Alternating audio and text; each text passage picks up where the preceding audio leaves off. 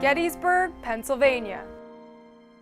What would otherwise have become just another quiet American small town was thrust into the history books of the United States. Today, millions of people travel annually to the home of the turning point of the Civil War.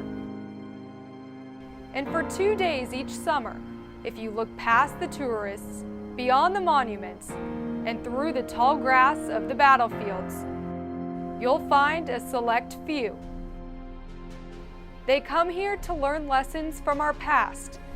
They come here to become leaders of the future. They come here because they are among the few.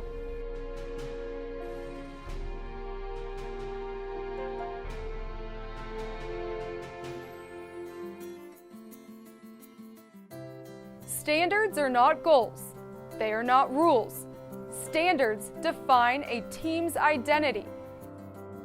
In this second classroom session, the midshipmen learn of a mechanism to quantify effectiveness within a unit. It is up to the leader of the team to not just set the standards, but more importantly, to habitually embrace them. Your ability to communicate, your ability to not just communicate, but live the standards. Your ability to do that is key. When it becomes second nature to you, it becomes second nature to your people.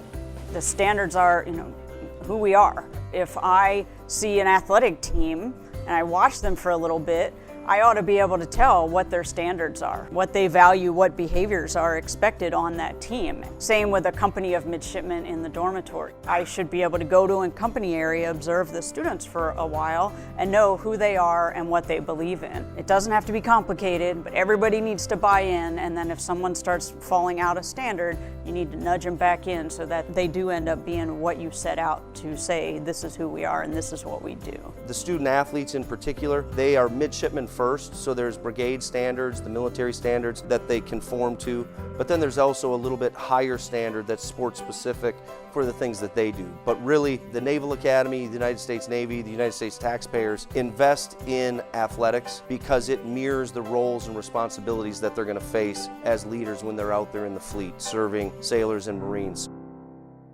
When you have high standards, you have high expectations. Right? And that's across organizations, right? That's in the sporting world, it's in the business world, and certainly in the military world.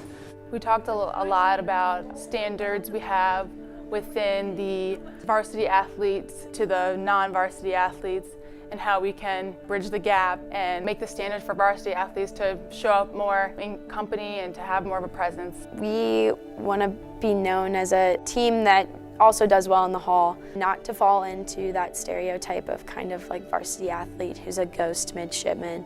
Also, team standards in front of other teams is really important to us because I think a lot of other teams look at us as the Navy, not maybe as students at the Naval Academy. So we know that we carry that reputation with us as well because we know we're representing something a little bigger than just Navy women swimming and diving. Your standards are not your goals. Your standards are who you are, what you stand for, and those get you to a position to then accomplish your goal. A big standard that we set on the team is empowering each other. So not just coming to practice and working on your craft, but helping the person next to you or competing with the person next to you because you're ultimately making that person better. We went through and actually created like a list of standards as a group over the summer after Gettysburg. We literally went through a whiteboard and had probably 30 things up there. Literally coming up with a list of those things and signing that off as a group held each other accountable and really created the idea that we're not only representing ourselves but also like the legacy of our teammates that have gone before us. You are the influencers of this entire brigade, on the field, in the pool, in the hall, everywhere. You bend down and you pick up a piece of paper and you're an athlete, you're not the company commander, everybody else goes, wow, must be cool, pick that up. An important thing I took from Gettysburg was whatever you walk by is a new standard. So in years past we've had some instances, if you throw a helmet here or you act poorly, you have poor body language out there, that's a standard that needs to be upheld because once you walk by it, then it becomes appropriate for younger guys to start doing that. So we really try to set a positive example at all times with that. You have to have high standards because if you lower the standards, you lower the culture. And I think we forget that sometimes because we want to be relaxed and we want people to feel comfortable. But if you lower the standards and you lower the culture, then you lower the atmosphere that you're going to live in. What is it you do not want them to become complacent about? It is, we bring our A game. Hey Navy, we got, we don't have a 1 pound heart, we got a 5 pound heart. At the Naval Academy, my company excels. Give me a hand. Every hand's a winner, but every hand's a loser.